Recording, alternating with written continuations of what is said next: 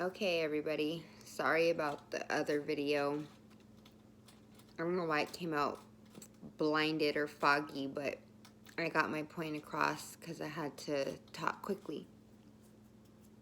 But anyways, so I went to the doctor yesterday and I told her exactly what I was going through, what I was feeling. Stressed out because my insurance, and I told her smoking was helping me,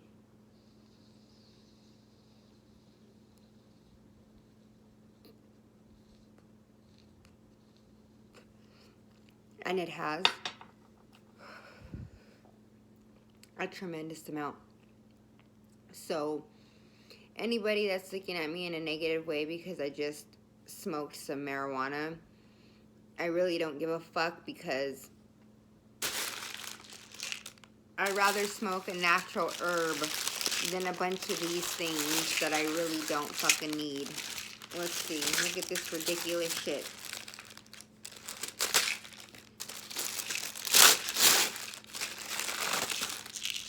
Look at this right here. Okay. The answer that they gave me was to up my medication that I'm supposed to take one time a day. Okay? I don't even take these at all. Do you see all these right here? All right, let's go for a walk.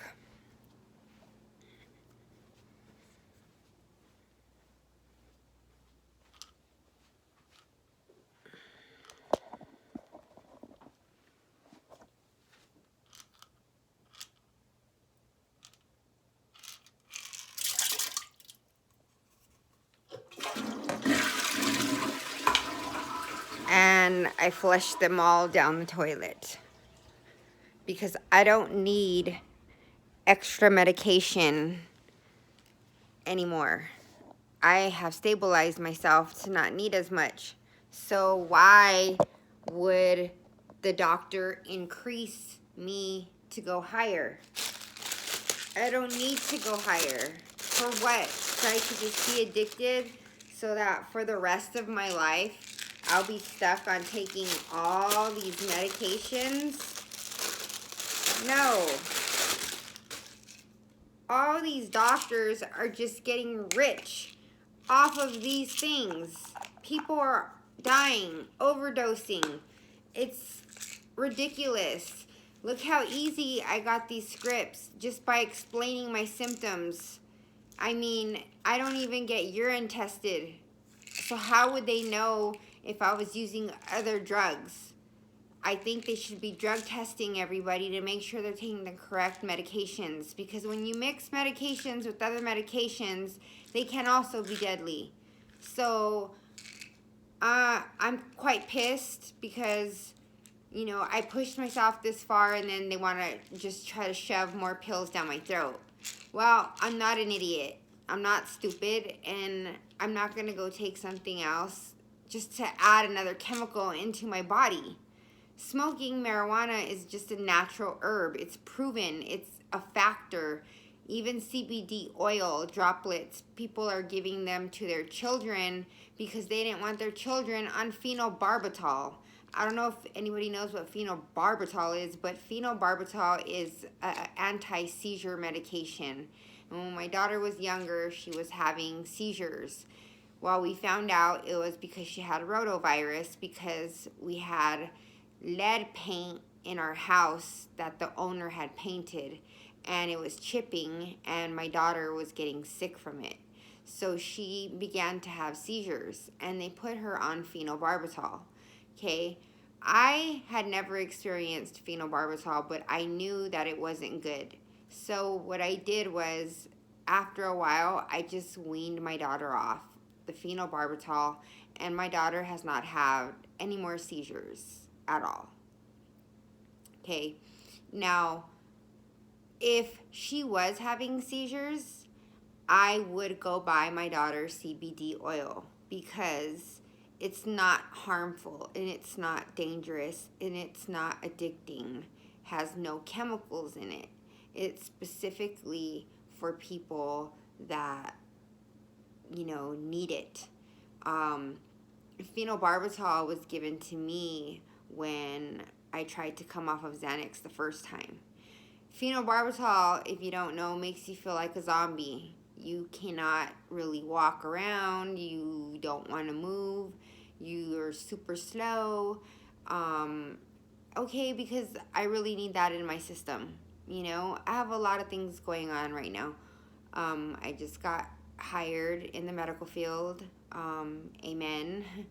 I wasn't really kind of looking. I was just trying to get better, but I was having a really, really bad day Wednesday, and I almost didn't pick up the phone, but I did, and it was the owner of the company offering me the position. So I got that. Now I have to start uploading my Suicide Girl pictures for my website and turn in my contracts. I'm going to continue this channel, hoping to reach out to many people.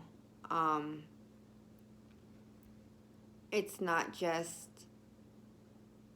I'm sorry, I heard a noise. I got paranoid. Okay, anyways, it's just the wind. I forgot what I was saying.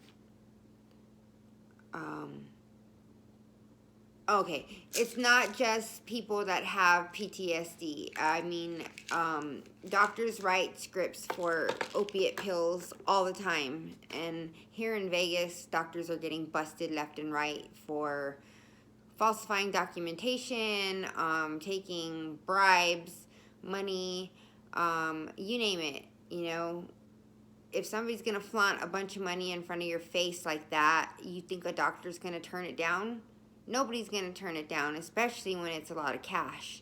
And the people that I hung around with always had cash. I mean, that's just putting it mildly. They can pretty much go and spend $5,000 on medications like this.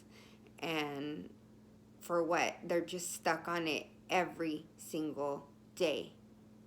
Every single day. Wednesday, I was so angry that I think twice, I fought with two girls. Both of them talked out of their ass. When I got out of the car, one went running and said to call the cops. And then the other girl, she wouldn't say a single word because she took off with my dresses. She is always pretending that there's something wrong with her, or she's sick, or she doesn't have a ride. Now, these are things that people do that are actually addicted and don't want to get better. Look for those signs when people start falling apart, withdrawing. Mine has, thank God, never gotten to the point where I've ever had to steal, rob, or do anything to get my medication. I've always had insurance, and then if it did run out, I've been blessed with people that have been taking care of me and helping me, because they all know that I cannot go without it. So I'm grateful to a lot of people, but the main person that I am grateful in my entire life right now, besides my husband, is Mark Novosad. Bill Postrino, hi Bill, he was kind enough to introduce me to his father-in-law, and he's a very sweet man, and I don't know what I would do without him, because he educates me, He's been through it all. He has seen it all. He has revived people that have overdosed. So this man does not want to see me on my deathbed. He wants to see me well. So he does his best, and he treats me like I was his own daughter. And I've always tend to cling to older men and have a lot of respect for them, because my dad was just a piece of shit. And we'll go into that later, but he is a lot of the reasons why I was so fucked up. And I'm not saying like it was his fault and I chose, to stay on the medication instead of fighting to get off. Just because it was nice to not have to worry and think. But I got too caught up, and all that pill does is make you not care. You don't care really about anything. Like, you don't have, I guess you could say empathy. I guess so, yeah. Because when you are on it, you are a completely calm person, and you don't really care about anything. And if they're treating you bad, or if they're treating you good, or if they're treating you this way, if they're treating you that way, the only thing that we see is the bad part, because that's our brain tricking us.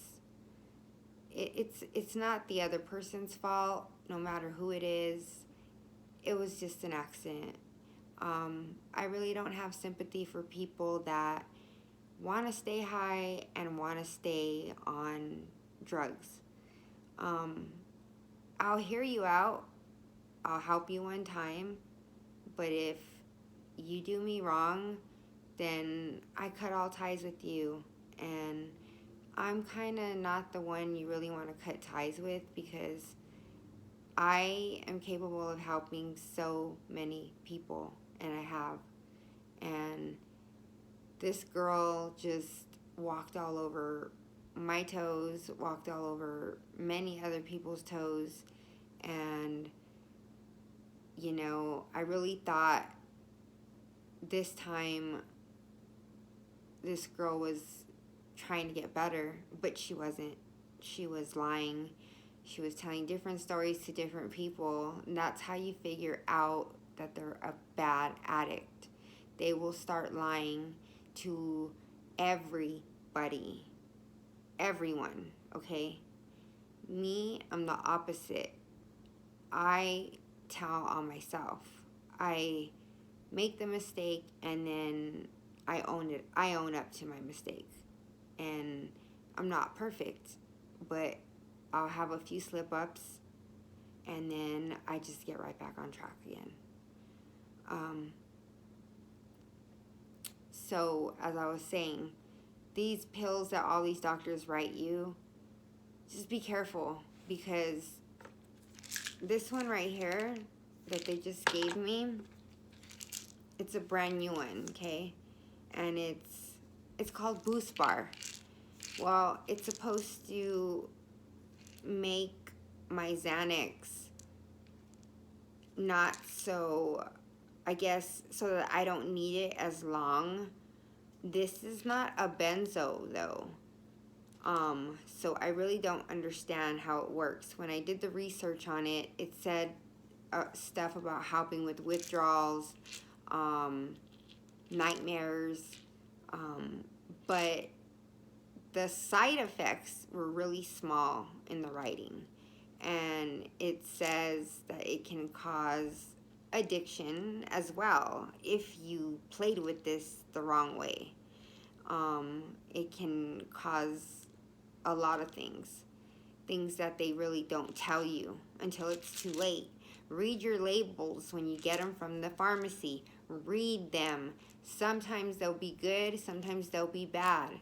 If they're bad, don't touch them. If you know you're going to get addicted, don't touch them. If you have an addictive personality, don't touch them. Don't put something in your mouth that you didn't never have to put in the first place.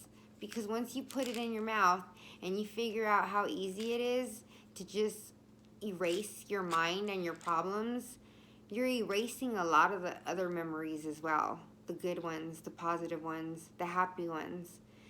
As my mind is getting clearer and clearer, I am starting to see the good memories and the positive things that I've had in my life. And I've had things that most people will never have in their entire life. And then there's times where I'm too sick and I don't want to get up and I don't care about anything. You just never know. But I know that I am going to beat this because I only have till November. I'll be finished with my program, and then I will give 100% attention to these videos and sending my sets into the Suicide Girls like I'm supposed to, and hopefully start being able to help other people.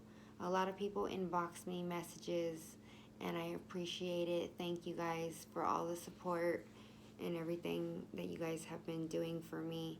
Watching your stories as well and hearing things makes me feel a lot better because I know that I'm not walking around alone.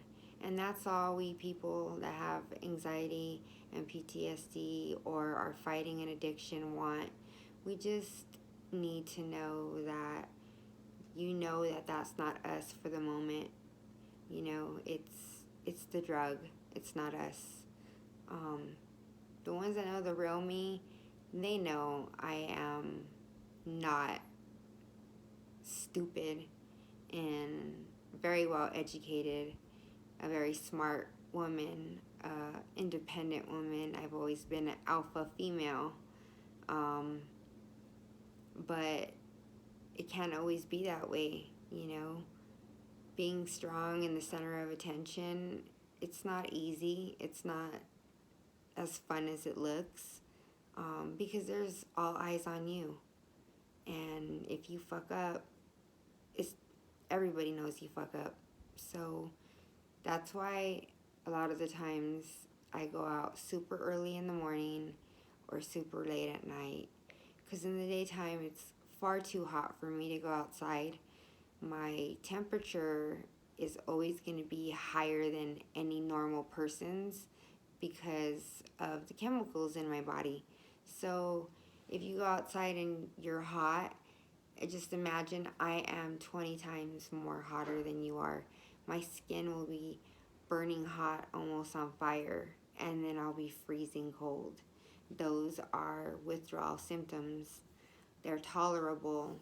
It's when your bones start hurting and you start feeling like things are crawling all over you and you just want to run for the door and jump in the car and just go get fixed. And just try different ways. It took me 2 weeks to taper down. I was sick, yes, but I did it. I just kept doing my videos and paying attention to the haters that dislike me was making me stronger and stronger. That's all it was doing. When anybody comes and tries to attack me verbally, you can't. You're not phasing me. Not this time. I could care less about anything that's going on in your life.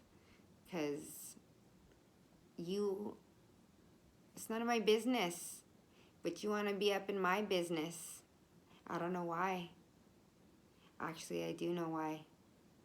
But that's another story, and that's on a whole other segment. But anyways, so I showed you what doctors do here. Now you know why everybody's so stuck and addicted. Instead of helping people, they just add more pills that you don't need, and then you end up with another problem. I've had a rough week. Not because of my illness, but because I have a bad habit of helping people. And sometimes I help people that don't deserve it. But not anymore. If you're not trying to get better, and if you're not trying to fight your way out of this, I don't need you in my life, and I don't want you in my life. You can take your ass somewhere else and go cry and whine to them. Because honestly, you bit the hand that fed you, and now I don't really give a fuck. So I'm going to enjoy the rest of my Saturday until my honey gets home, and then I don't know what we're going to do. We'll do something though. Anyways, I guess I'll talk to you guys later. I am going to be starting addiction shirts soon, and I have some pretty amazing quotes that came from myself. So keep listening, keep watching. You guys are helping me get better. I hope I'm helping you guys. I have no filter, so feel free to ask me any question, and I'll answer it as best way that I can. Talk to you guys later.